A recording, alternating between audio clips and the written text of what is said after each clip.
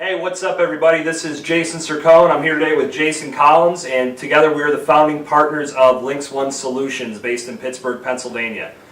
Jason and I are both proud alumnus of University of Pittsburgh at Bradford, class of 2002, so we're extremely happy and excited to be sitting here and talking with you guys today.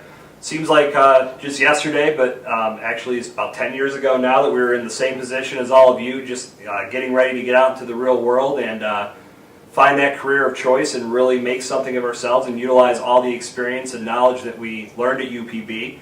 But what we wanted to do today was talk to you about how you can utilize social networking, even live networking, and a lot of the things that you do online, how you can utilize those things to your advantage as you get out into the real world and start your career. Before we go further and before I turn it over to Jason, I just wanted to take this opportunity to thank Lindsay for letting us be a part of this year's Backpack to Briefcase. It really means a lot to us to get to contribute in even a small way such as this. I also want to thank Jeremy for being live to answer your questions, since unfortunately Jason and I couldn't be there with you today. But what we did with this video as we put it together was we broke it into segments, so what we're going to be able to do is pause the video as we move on from segment to segment, so any questions that may come from that, Lindsay and Jeremy are going to be there to answer those for you. And as you'll be able to tell, this video is totally unscripted. Absolutely. So we can take a beating, so if there's some nitpicking you want to do, that's fine. But what I want to start with is, you're leaving the classroom, you're going to head out into the workforce, and you're going to need some competitive advantages doing that.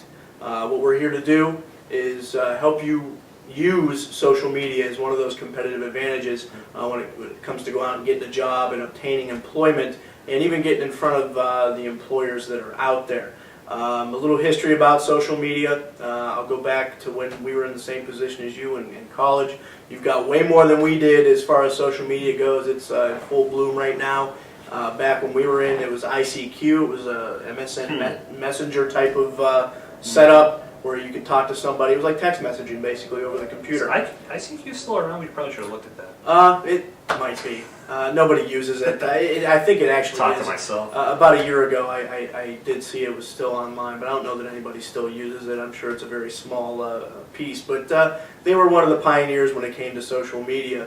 But now you've got companies like Facebook and Twitter and LinkedIn and YouTube and Posterous and all these companies that have come out. A new one that's out now that seems to be all the rage is Pinterest.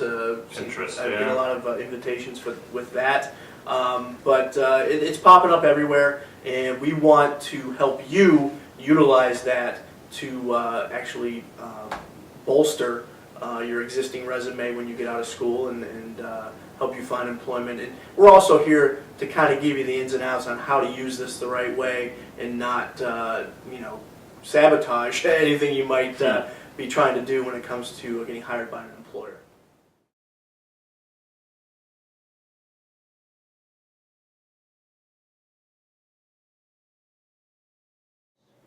Alright, so one of the big questions that Jason and I get all the time when we're at live social networking events or talking with businesses about how they can expand their web presence and really build themselves up online is, what do you feel is the best social network? So, and we kind of sat and talked about that, and the answer to that question is there really isn't a best social network. Every social network that's out there that you can find online is going to serve some sort of tangible purpose to help you accomplish what you want.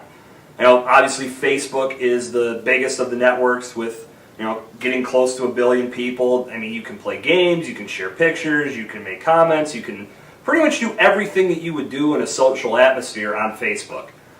There's sites like YouTube, obviously for video sharing. One of the big rages in 2012 is going to be how video or how big video is going to continue to get. So obviously YouTube is a big network. Between Jason and I, our favorite social network of all is Twitter. And with Twitter you can do, I would say, just about everything you can do with Facebook, but it's obviously a lot more condensed with your 140 or less characters on your tweets. But there's so many thought leaders in every industry and every niche on that network. You could go on there for entertainment, you can go on there for learning, you can really build a huge wealth of knowledge from Twitter. Throw it over to Jason for his opinion on favorite and best social network? I agree with Jason. Twitter being the favorite of mine. There's just a wealth of knowledge you can gather from that social network, and there's no BS with it either. It's all there in 140 characters. If you want any kind of information, it's there. You can search for it. It's available immediately, and believe it or not, you can actually talk to some really important people on Twitter that you would never get the opportunity to do in any other setting. But what I really want to talk to everybody about is LinkedIn. For all intents and purposes of why we're here today, we're trying to find ways and ideas to give you so that when you move out into the professional world, you can get a little leg up on the competition.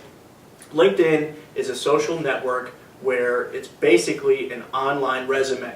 You're able to speak with high executives at companies, HR representatives, and just professionals just like yourself, to where you can network online, grab ideas from other people, look for jobs, apply for jobs, and everybody can look at your particular page and basically see your work experience, your school experience, what clubs you belong to, what awards you gained, and really kind of bolster a network that you can talk to that you don't have to physically leave the house and go do. Not to say that physical and interpersonal networking isn't important, because if anything, it's still one of the most important things you can do is go to networking events and meet with other people, because a lot of times it does come down to who you know to get you to where you need to be. But this is a great way to do that without leaving your house and just sticking on the computer and talking to people that, again, you might not meet in a social atmosphere. And another big part of LinkedIn that's really picked up a lot of steam over the past couple of years is the different groups that are on there as well. I mean, very similar to the people you follow on Twitter, the fan pages and groups that you join on Facebook. LinkedIn has very specific groups that you can join in every niche you could possibly imagine. So you can really open up your opportunities for interacting with thought leaders, with interacting with other people that are in your profession or the profession that you're looking to go into, and you can really get some great ideas on things that you can do in your own practices to really develop yourself and develop the companies that you end up working for.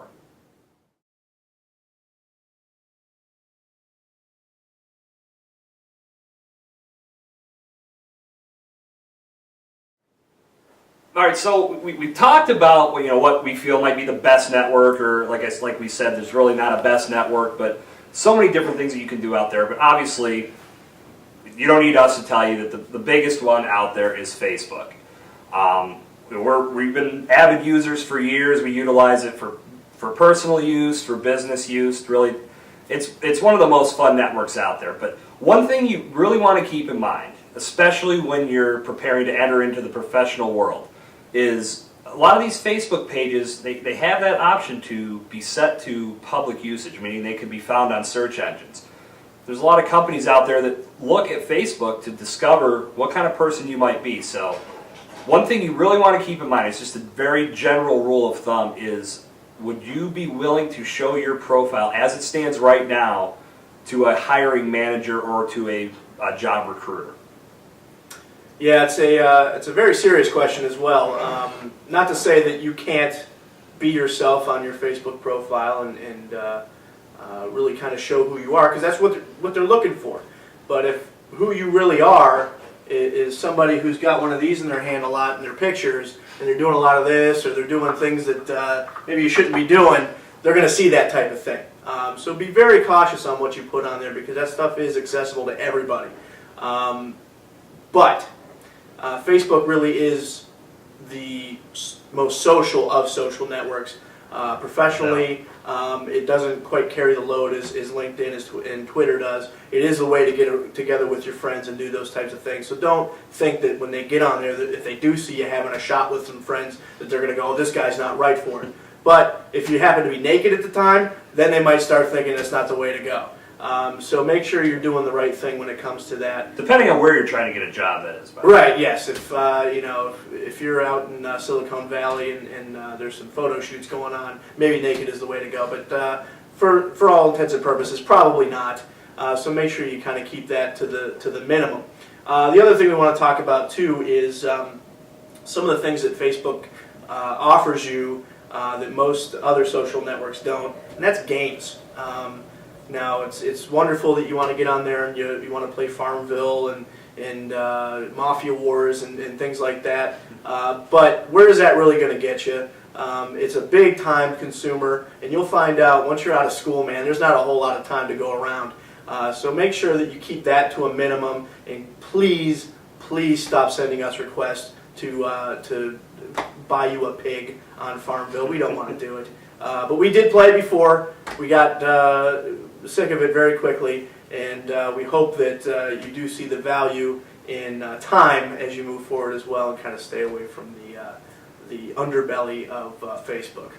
I'd also like to add that I never did play Farmville, nor will I ever play Farmville. Lying. So He's lying. I'm not lying, but as far as using Facebook for the right things, obviously we're not the guys that are going to sit here and tell you how to use your time on social networks, especially Facebook or any network you get on. Obviously you can do what you want, but from a professional perspective, you really have to look at the things that are going to benefit you the most.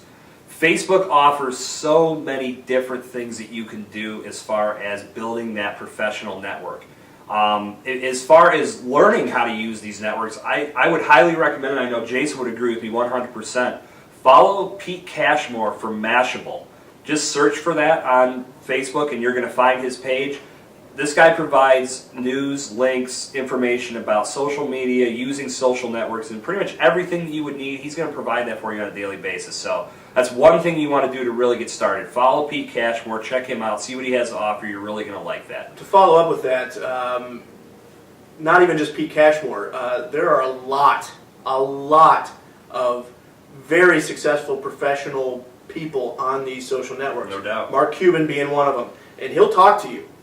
If you have a legitimate question for him, and he's got a lot of followers, so it's tough for him to keep up, but he'll answer questions that you have. He always has stuff that you can use. Guy Kawasaki is another one. He just a wealth of information that these professionals provide.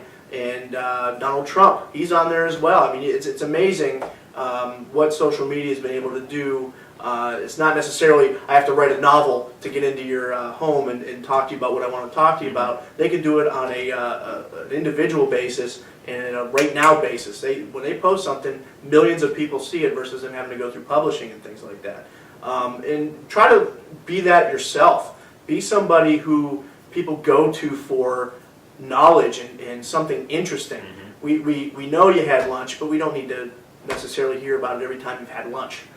We'd like to know maybe something that you read recently that was really good, or a website that you went to that you really liked, or a restaurant even. It's a great place to recommend things. It's a wealth of opportunity there to get people to be interested in what you do. There's a term called going viral, and if you have the ability, with Facebook to have something funny, now not necessarily millions and millions of people are reposting your stuff, but I imagine a lot of you people probably have 500 followers on Facebook. If you got half of those people to repost something that you said, you're going to get more followers on there, and it gives you a little bit more power when it comes to stuff that you're talking about. Yeah, and I mean, when we talk about, obviously the rise of social networks, I think Facebook was the one that kind of jumped over and above all the other networks. I mean, we all remember MySpace, and now it's just a matter of, that's almost like the museum of social networks, because it's really where no one goes anymore. But Facebook was smart enough to realize that A, people don't want to stare at pop-up ads all day, and B, they could get much further with their own utilization by allowing other social networks to integrate with it. So you'll see people that have their Twitter feeds tied to their Facebook account. Instagram, another popular social network for photos, that's tied to Facebook. Foursquare, if you check in at any certain locale, your check-in can appear on Facebook. So what they've done is leverage themselves as the social media hub. So obviously you want to have an active part in that, and not just from the fun side of it. You also want to focus on the professional side of it and how you can really utilize that for everything you can possibly gain from a social media outlet.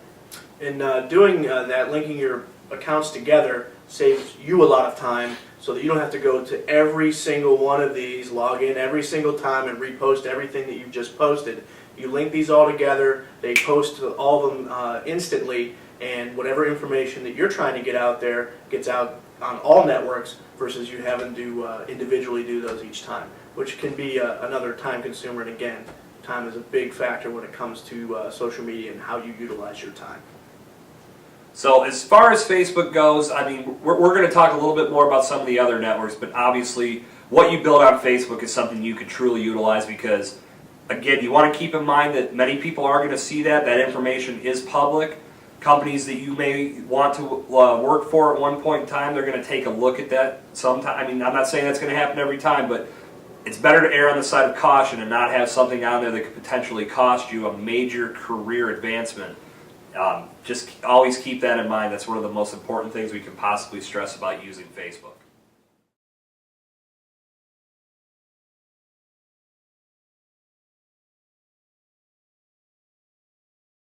All right, so earlier we mentioned that our favorite social network is Twitter. I remember, I go back to when I first signed up for Twitter. I was probably like a lot of you watching this video right now. I really didn't get it. I got on there, I kind of looked at it, I was trying to figure out how can I really utilize this. I mean, obviously I've heard people talking. It was still relatively new. It wasn't as big as it is now. I didn't hear about the celebrities and sports athletes and really public figures using it the way they are now when I first got on that network. But was it about, about 8-9 million people on Twitter at the time when we got into it? Yeah, I mean, we both got on probably right around the end of 2008. If I were to look back on my profile, I believe it was in December of 2008 when I first signed up. And at first, all I really viewed it as was a mini, I mean, they call it microblogging, but I looked at more of it as a personal advertising type of thing. And it was really the wrong way to go about it.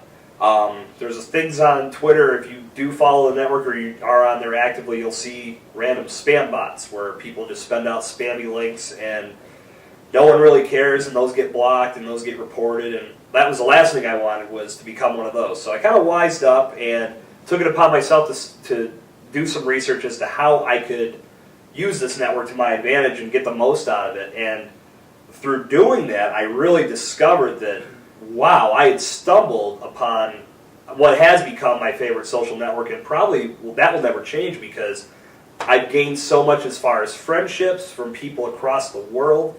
I've been able to learn so much from the links that those people have provided. I've been able to be myself more so than any other social network because I consider myself a fun guy, and if I'm in a fun kind of mood, I'm going to go on there. I'm going to post some random things to try to get a laugh, try to get a couple people passing that around to build some followers. But at the same time, I can also go on there and really focus on the things that I want to focus on from a business perspective or from a professional perspective. If I find a great article that I feel is going to benefit my followers, I'm going to be the first to pass that out so everyone else can sample it as well. And I know Jason's found basically the same things from using Twitter as well. Yeah, I have really utilized this to at least what I think is full advantage. I'm able to do everything from be funny on there, to post important things, to talk to people I would have never thought I would talk to. When I first got on there, I was amazed that I was able to actually, with 8 or 9 million users, I was able to talk to celebrities. Yeah. I remember we talked about this, that like we sent something out to somebody and they actually answered us back, and I don't remember who it was at the time, but it was a pretty famous person. I was pretty impressed by that. But as I matured through that, I've noticed that Twitter is such a community of people. Everybody kind of hangs in these cliques. They have their favorite tweeters and their favorite people that they like to converse with, and you get like really good relationships with people that you have never met. The other thing that I really like about Twitter is humor. You will not find another social network on this planet that has funnier people on it. Everybody from people who are supposed to be funny, paid stand-up comedians and actors and things like that, to people who have become Twitter superstars just by being funny. There are people just like you and me that happen to be very, very funny, and they can convey that in a 140 character tweet, and they have hundreds of thousands of followers because of it. The power that brings somebody to see that their personality is coming through, and maybe they work for a company that sells something, and maybe they work for AT&T, and they have a product that they sell as well. Being funny as they are, being the person that they are, and get all these followers, they can post a link up to something that they do professionally that could aid them in making more money at their business just because they were themselves. This is a big opportunity for people like you and me to go on there and do that. We've taken LinXone Solutions. We've been able to take that business, tie that into our own personal accounts, and get that out to thousands of people. I know my Twitter following right now is about 6,000. His is about 16,000. So each time we post a link to something that we do, potentially there's thousands and thousands of people that are able to view that. Yeah, and one of the big things about Twitter is it's so easy to get information and follow people that are within your particular niche. For example, if you're looking to go into television production, radio production, whatever the case may be, I mean, it doesn't matter what area you're focused on, all you need to do is search for that specific niche with a hashtag.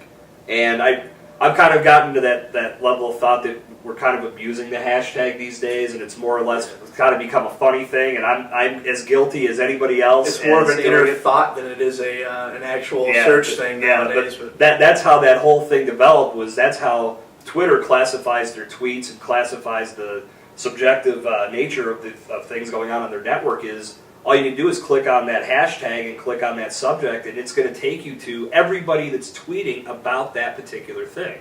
So Jason had mentioned the power that those 140 characters carry. If you can actually click on one word and link yourself together with thousands of people that share the same interests as you, are in the same profession as you, are looking to share knowledge and gain knowledge about the things that are going to make them better in their career, think of how that's going to benefit you.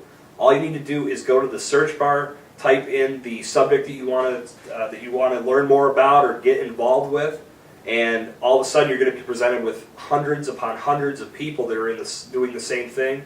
You can follow them, start to converse with them, and that's really going to go a long way to how you can get the most out of that network. Twitter's real time too. It's basically, if you want to know about something before it happens, you go to Twitter. The thing that always comes to mind is I happened to be at work, and I was on Twitter, which I shouldn't have been, but I was. It was also the day that Michael Jackson died. Yeah. Twitter crashed that day, yes, and more people knew about Michael Jackson dying before any news network produced the story. We'll credit, actually, oddly enough, TMZ. This will be the last time they're credited. Yeah, typically they go out on a limb, but this time they were right, and they reported it to Twitter, and it was viral in absolutely no time. It crashed Twitter for a couple hours that day because of the amount of tweets that were going out during that period of time. But what that showed was that news companies, newspapers, these types of things are becoming obsolete. If you want information real time, go to Twitter. If you want to know something about anything, you type that in that search bar. It will tell you what's going on and what people are talking about that subject right now. And if it's something that hasn't reached any of the news sources yet, doesn't mean it's not true. It just hasn't gotten there yet because these news sources, they want to make sure their story's right before they go out there and report it. But if you want to really know what's going on, you go to Twitter. Yeah, and I mean, to kind of go off subject a little bit on that and just talk more about what you can get from it and what's important about it is using Twitter comes down to personality and being yourself and ultimately conversing with people. That's kind of a golden rule for social networks as a whole, is you don't want to be the person that hides and just, sends out links to nothingness or self-promotes. That's one of the worst things you can possibly do on Twitter, because what happens is a lot of people will look for people they're going to follow based on if they're A, providing great information, and B, conversing back and forth with other Twitter followers and other Twitter users. So when you're on Twitter, you want to make sure that from your own personal perspective, to get the most, you want to talk with other people, you want to send messages, you want to retweet things that people say if you find them interesting. That's what's really going to help build your network and help you pull more from it. As I mentioned when we first started this segment, when I first got onto Twitter, I basically use it as a self-promotion tool, and probably for the first month that I used it, I got nothing from it, and that's why. I kind of had to realize the own error of my ways and correct myself, and that's what I did. And again, what it's become is still to this day and will always be my favorite network. Yeah, the key is to separate yourself from it. When you put something on Twitter, it works for Facebook and all the other networks too. When you put something on there, you not only have to think, do I think what I'm putting on here is interesting or funny or whatever it might be? Is somebody else going to find that interesting or funny or whatever it might be? And if you don't think anybody else is going to care about what you just put up there, don't put it up there. The key is to be an entertainer, essentially. Whatever that entertainment might be. It might be knowledge, it might be humor, it might be just random things that you might put out there. But you got to make sure that when you do that, that somebody else is going to find it interesting as well. Because if you don't, you're not going to get a Twitter following. It's just another person that they always joke about. Oh, I ate a sandwich. Yeah, nobody cares that you ate a sandwich.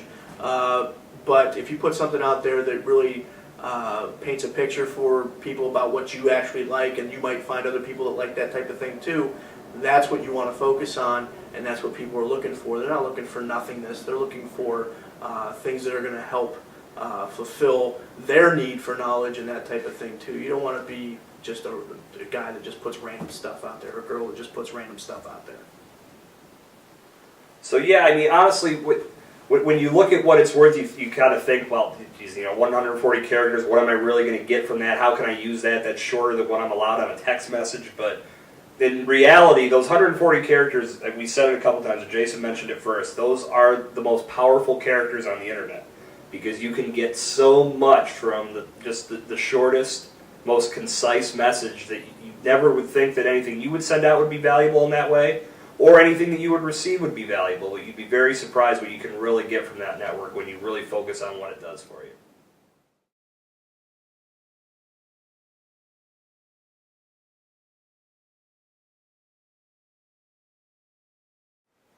Well, what we want to talk about now are just some very simple things that you can do to supplement your normal official resume that you're going to be putting out there. Obviously, that piece of paper is going to be very important. It's going to help you get your name in, or get your foot in the door and get your name out amongst the different companies that you're looking to work for. But this day and age, what a lot of companies are looking for, not necessarily just that person that can do the job, but they're looking for that person that's going to stand out and really do something over and above what they're used to seeing. And a good way to prove that and show that you're the person that can do that is to create some sort of alternative to your resume. One of those things that we highly recommend is creating a blog that you can use to talk about the things that you're looking to do. So, for example, if you're looking to go into nursing, you could create a blog where you can not only display who you are, what you're looking to do, the things that you've experienced over the years, but you can also talk about relevant, valid information that you've found in that industry, turn it into a very short, informative blog piece. But what that's going to show is that you're very, very passionate about what you want to do, and it's going to really show that you've taken the time to continue learning.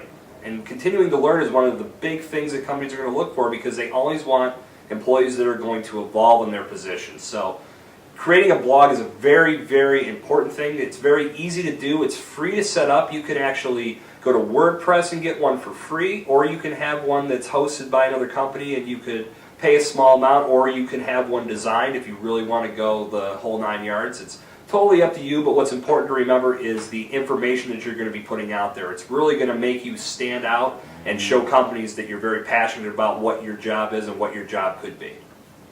Another supplement to what Jason had just mentioned with your blog, a new trend is video resumes. We talked about LinkedIn a little bit earlier about that being your online hub for your resume, where an employer can definitely look at your experience and that type of thing. But as he also mentioned too, you got to have that paper one and you got to set it up right. But the LinkedIn resume is going to be a way that they can really, or you can at least expand on your paper resume, because that's only one page typically. Your LinkedIn profile can go on as long as you need it to.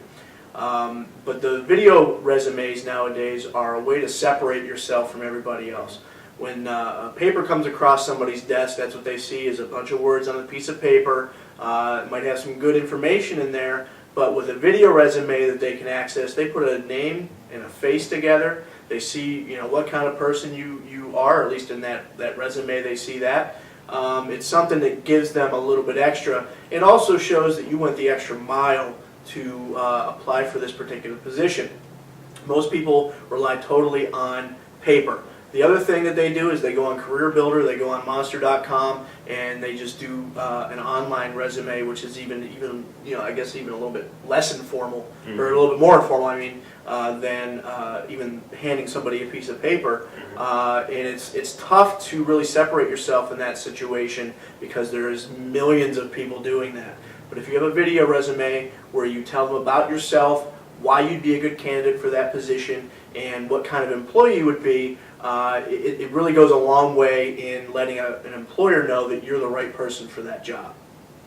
Yeah, and you can take those video resumes and you can do them in a number of different ways. You could do it with you just talking in front of the camera, going through your qualifications, what you want to achieve. Basically, it would be the things that you see that on the resume, but it would be you actually talking about them. And it gives a face to what's on that piece of paper. It kind of adds a little bit of life to it. And again, what you're looking for are those objectives that will help you stand out, and that's something you could do that would really help that happen. Another thing you could do if you really want to get creative with it, I know I made a video resume a couple years back that I actually took my resume and put everything that you would normally see on the piece of paper on a program, and then went through almost like a PowerPoint presentation and made a little music video out of it.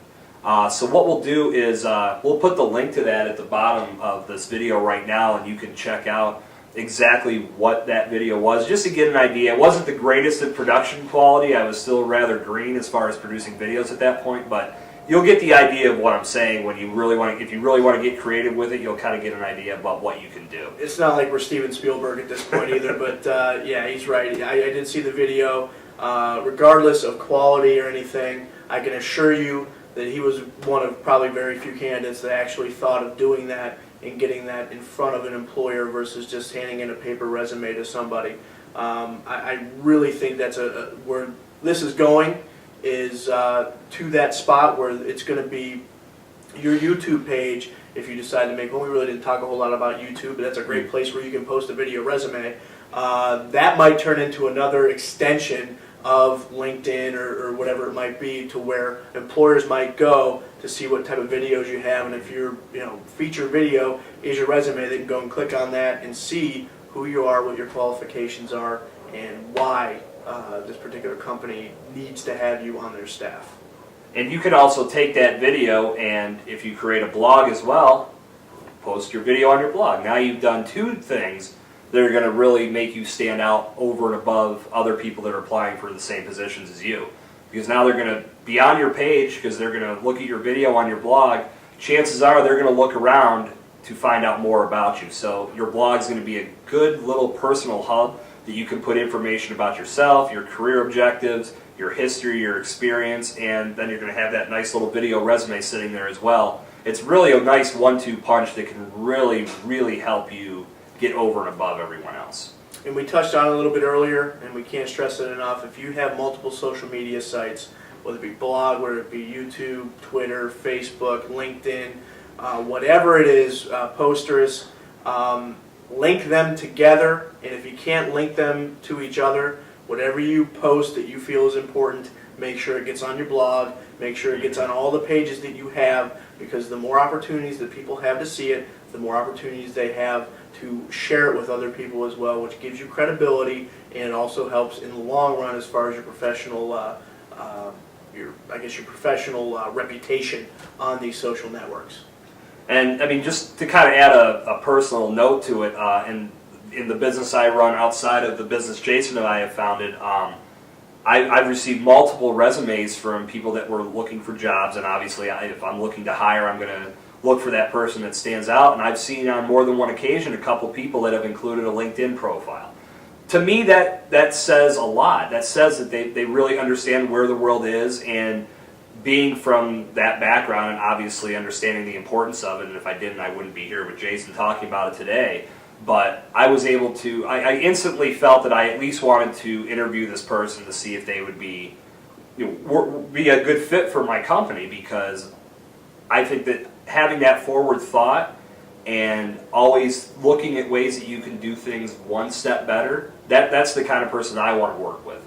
So if you want to be that kind of person that's desirable enough to take the extra step, it's really going to mean a lot in the eyes of a recruiter or a hiring manager, because you can, again, handing in that piece of paper, I know Jason mentioned it before, it's going to be chock full of great information, but again, there's going to be a lot of other people doing the exact same thing. So you want to find that one tangible idea or activity that you can do that makes that resume come to life. So always keep that in mind when you're putting your job search together going forward. Regardless of the major that you went to the University of Pittsburgh at Bradford to obtain, you have to market yourself now. No doubt. There is no excuse for you not to understand the basic principles of marketing.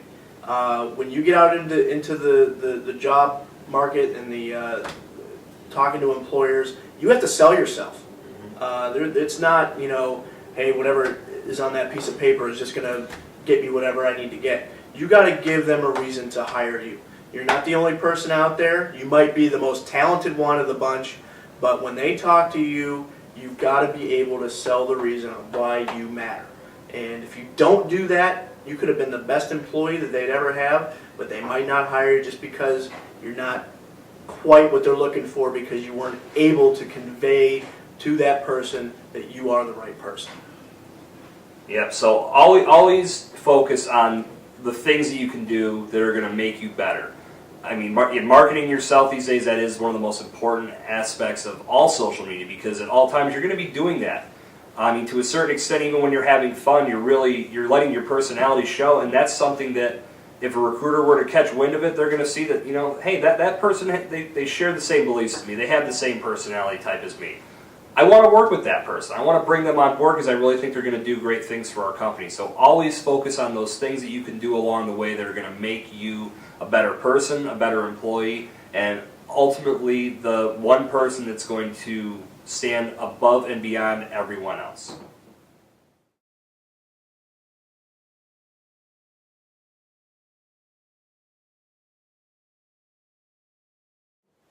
All right, everyone. Well, I just wanted to take this opportunity to thank you once again for attending Backpack to Briefcase on behalf of Jason and myself.